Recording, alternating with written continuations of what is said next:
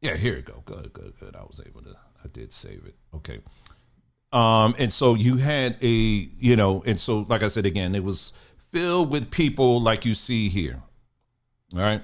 And I start noticing, I'm sitting back and I started noticing a trend here. Of course, you had the 92% women, and that's code for black feminists. So anytime you hear me say the 92%, because that's what they call themselves, that really is a code for black feminists.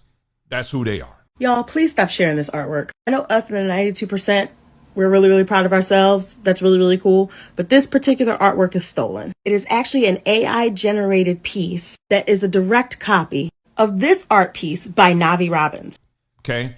And the other group that I noticed, because I would see black men speaking, and when you're scrolling on social media, on your timeline or whatever, and I like having the volume off. I don't like hearing too many voices.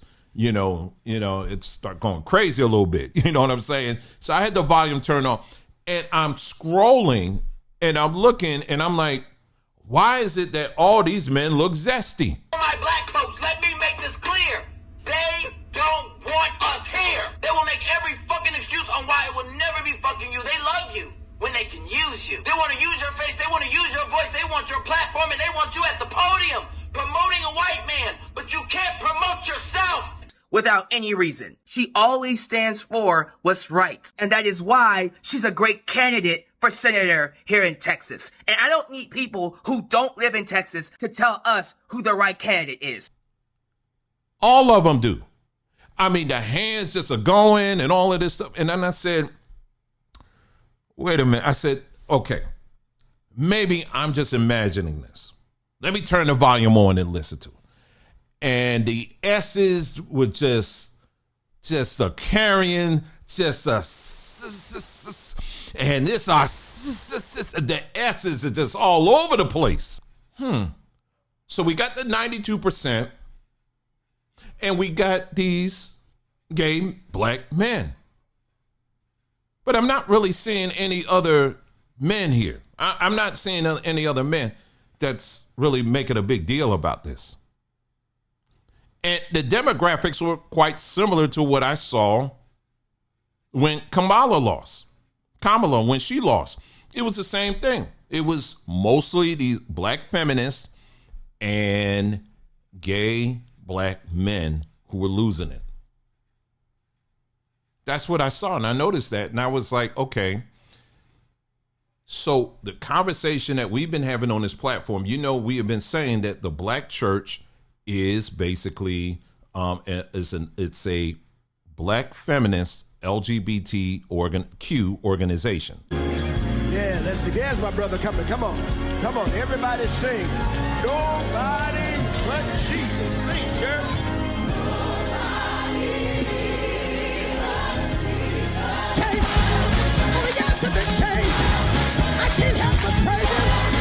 Let me show you the way you can style a plain hat multiple ways. You see how it's styled now? Then you can put it like that. You see that? Then, if you want to, you can put it like this. When you call someone gay as an insult, that says more about you than it does about them. When I was a kid, it was culturally understood that only women wore earrings, nail polish, perfume, and secret deodorant. And here I am today, a fully grown man, wearing earrings, nail polish, perfume, and secret deodorant. Because that's my business. I look how I want to look, and I smell how I want to smell. That what we know today as the black community is likewise a community that is led primarily by black feminists and black LGBTQ individuals. That's the community. When we say black community today, that's what we see. That's what you see. When you're on television, and when you're looking at television, you're looking at the talking heads. Most of the people fall into that category. Many of them do. And even though they may not be themselves gay or whatever, but still they fall, like I said again, in those categories. And I will say this. Then you got the men, because this is going to get into Jamal Bryant. Okay, do I have his image up? Let me get Jamal Bryant up here. Oh, yeah, yeah, good. I did screenshot this. Let me bring this up here. See, you think I'm playing around. You think I'm playing around. You think I'm exaggerating. Look at this. So you got this woman here on the far left. I forgot her name, but she's definitely liberal. You know, with the bald head. Again, some women I do know you may deal with, hair growth issues and all that. That may be the case. I don't know. It's up to you, whatever. But, some of these women that do this kind of stuff is kind of like a power statement. You understand what I'm saying? I'm not necessarily saying that's her case, but I am saying that let's not fool around here. You do have some black women who do that, and because they're trying to make that kind of statement. You understand what I'm saying? I'm just saying. And I also know too, this same woman, someone was attacking what's his name, Bernie Sanders, and now she was a press secretary for Bernie Sanders, which means that she handles the press. But this woman all of a sudden turned into He-Man, and I'm not exaggerating, you can look it up.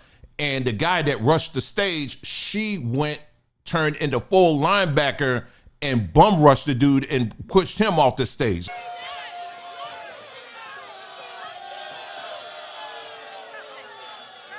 Like all of a sudden, I was like, wait a minute, sis, what are you doing all this for?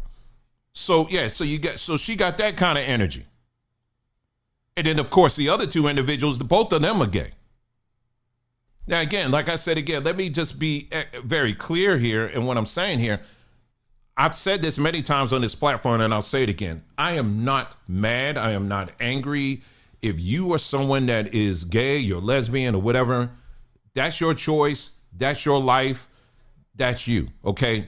Personally, I don't hate you. Okay. So don't come with that. Okay. I'm not him. I'm not whoever it is that did hurt, harm, or danger to you. That's not me. Okay. Anybody that comes my way is, if you're human and you treat me with respect, just like I treat you with respect, you're going to get the respect in kind. In other words, nobody's asking you to kiss my foot. Nobody's asking you to kiss my behind. I'm just simply saying, we pass in the street or whatever, hi, whatever. That's it. You don't say hi. Don't care either. I'm fine with that too. Okay. I don't care. I literally don't. Okay. So I'm going to treat you just like anybody else until you give me a reason not to. Now, if you're dealing now, if you stop and ask me my personal belief on your chosen lifestyle, I will tell you what I think. I have no problem with that. I will tell you exactly what I think. And I'll point to you to the facts, not my emotions or anything like that. No religious foundation thing, nothing. I'm just going to point to the facts on it. And I'm just going to tell you now, what you do with that is completely up to you. And that's it. You could take it or leave it. You know what I'm saying? But that's it. I'm going to tell you what that. And then the other thing, of course, is if you are an individual that messes around with children, then yes, then get your ass on a bomber, get your ass on the largest plane you can find. And yes, let us load all of y'all up and drop you in the middle of the ocean. I don't care if you gay, lesbian, whatever, or even straight. You start messing with children, then you need to get dealt with on that. I don't care. But the reason why I'm bringing this up is you find a lot of those stories coming out of that group. But people don't want to talk about that. And what I just said, it also applies to a lot of these straight men that are out here that on the low, they do mess around with little children. I will personally usher your ass on those planes and drop you in the ocean. Do you understand what I'm saying? Because you too. Because a lot of these people that are now grown and are questioning who they are is because of some dirty, dusty old either man or woman did something to them a long time ago, and nobody wants to talk about that. Well, guess what? Now those children are grown, and now they are leading what we call the black community.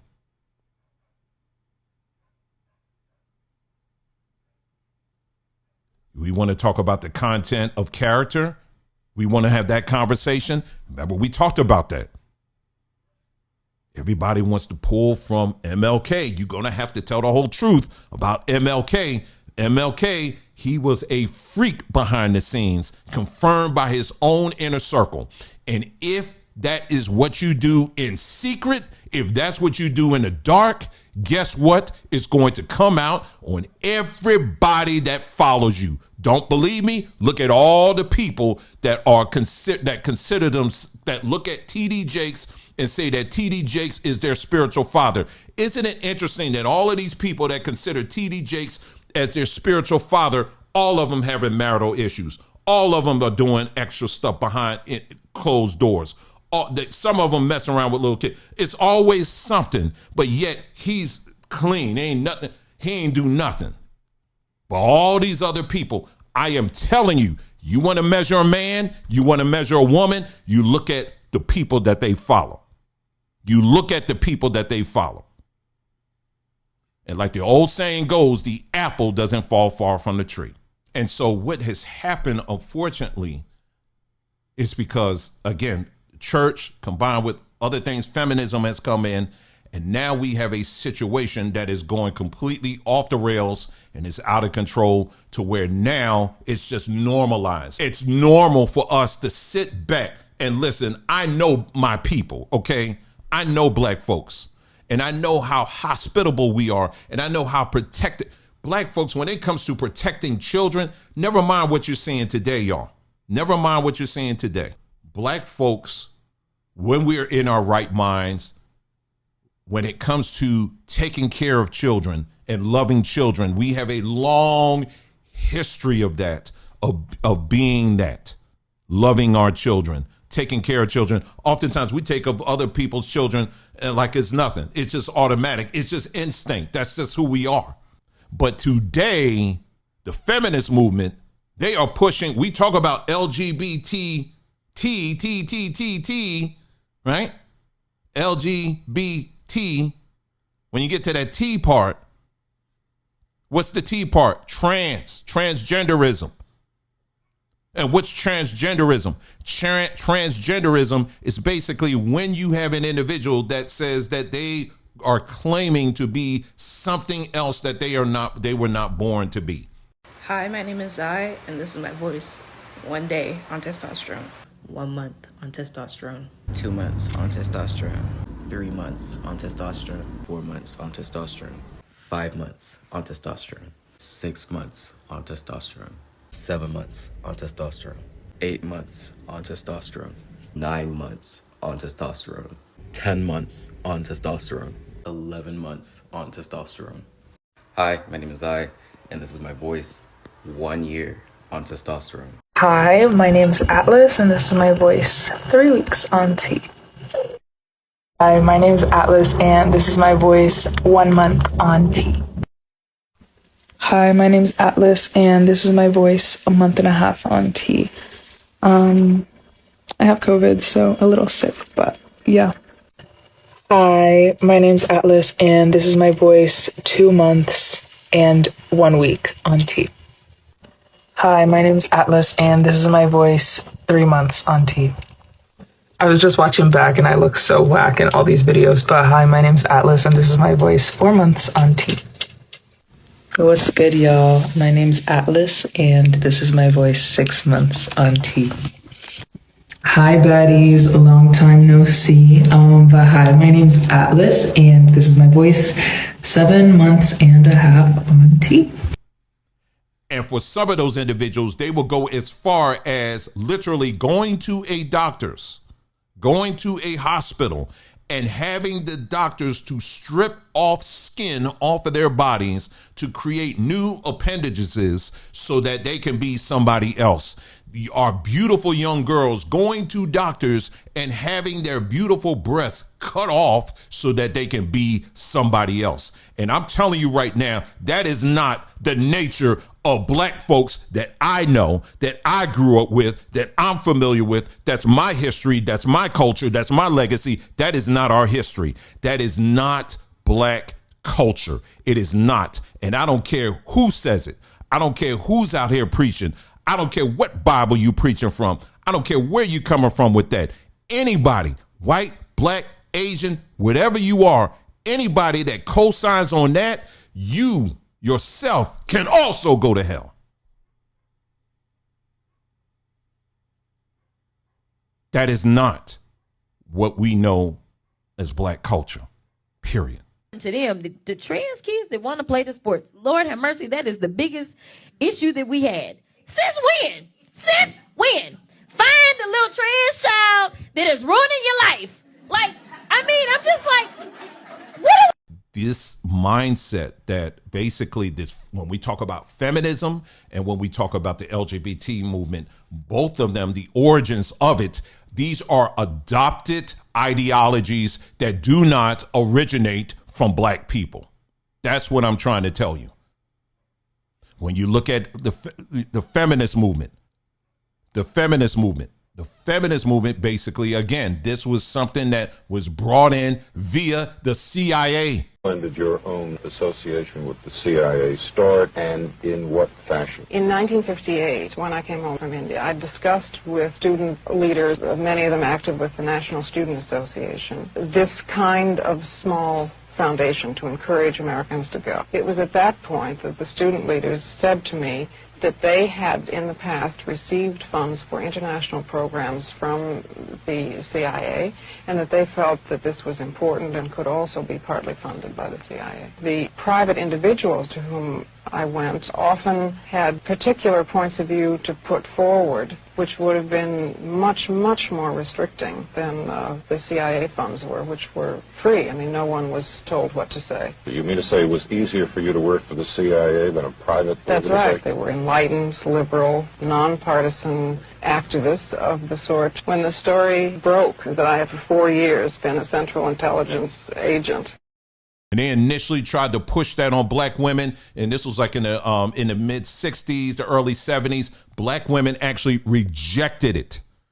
They rejected it. They didn't want to have anything to do with it. They didn't want to have anything to do with it, but eventually they kept going at it, and finally they was able to get black women on board with it, the whole feminist movement. So you saw that going on. Meanwhile, LGBTQ, they kept pushing that and making that a huge thing to create a whole nother wedge with that as well. And then what they did was they bundled it in a message where the churches, well, if Jesus was around, he would protect both of them. If Jesus was around, he would co-sign on all of this stuff. And then the church didn't really help the situation because the church was already doing something. And see, let's go back even in church history when we're talking about black churches.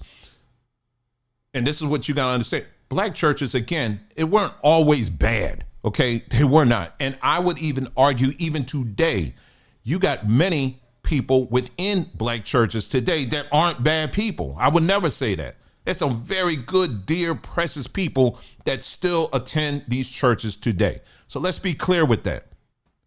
When you look at black church history, you will find that one of the good characteristics of of people in the black church was that we want to take care of everybody.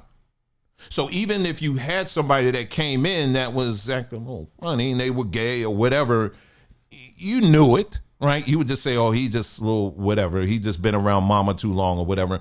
But you didn't necessarily outcast them. He was out. It was weird. It was like sometimes it was, sometimes it wasn't. But the church still had a long history of keeping these folks in. You know what I mean? Keeping them in-house. They just didn't want to face, okay, how did Junior get to that point? They didn't want to have that kind of conversation. But for the most part, the church did allow these folks to come in. And I'm not an advocate to tell people you need to run folks out or whatever. I think you'd have to be honest with people and say, okay, let's talk about how you got to this point. And we're not going to sit up here and lie to each other and say that you were born that way, because we ain't buying that. But let's find out what happened. What can we do? You know what I'm saying? Had those kind of conversations. You know what I mean? And the church ain't willing to have that.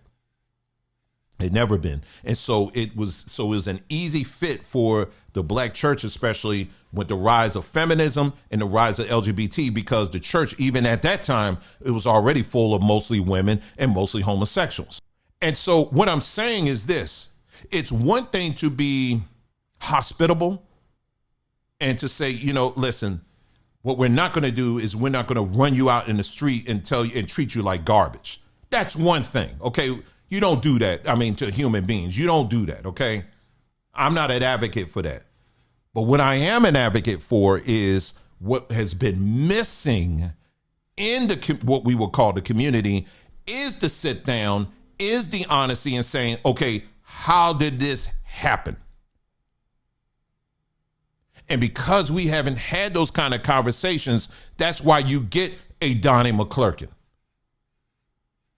someone that can be elevated to the highest heights within the church, and he's still chasing little men, boys and stuff around. But on the flip, this is how you also get a Jamal Bryant.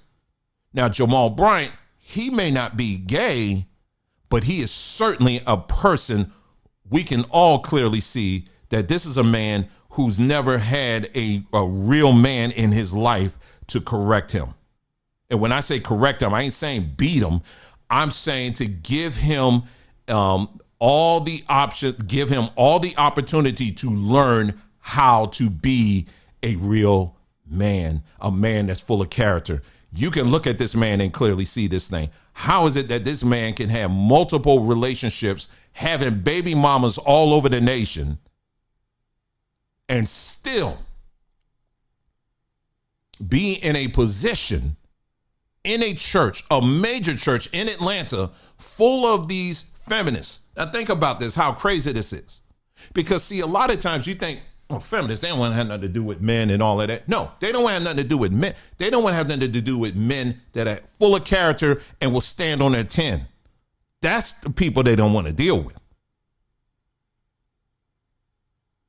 That's the people they don't want to deal with. And see, someone like a Jamal Bryant, he may be a male, but he is not a man. And I will tell him that straight in his face. Because even when you listen, because just the pattern of the different things, the different choices that he's made in his life, and the fact that you don't have anybody in your life that will call that out and say, you need to sit your whole ass down. The fact that nobody is bold enough to tell him that tells me everything I need to know. This is Jamal Bryant. You going to sit up here and tell me that a masculine man would wear something like that? I'm just saying. You're going to tell me that a masculine man would wear some pants like that? Well, Dwayne, that's just not your style. That ain't masculine. It just isn't. It just isn't. And I'm not saying he's got to have work boots on and jeans with oil on them and all that. Nobody's saying all of that stuff. Well, let me not mention oil because, you know, that may be baby. Some people may think I'm talking about baby oil. I ain't talking about that. Okay? I ain't talking about no baby oil. But what I'm saying is, no, you ain't going to find no masculine men following something like that. But that has become normalized. This has become the new normal when it comes to masculinity within the black church. Well, how is it that these feminist women would want to still be around a weak man? Well, I'll tell you why.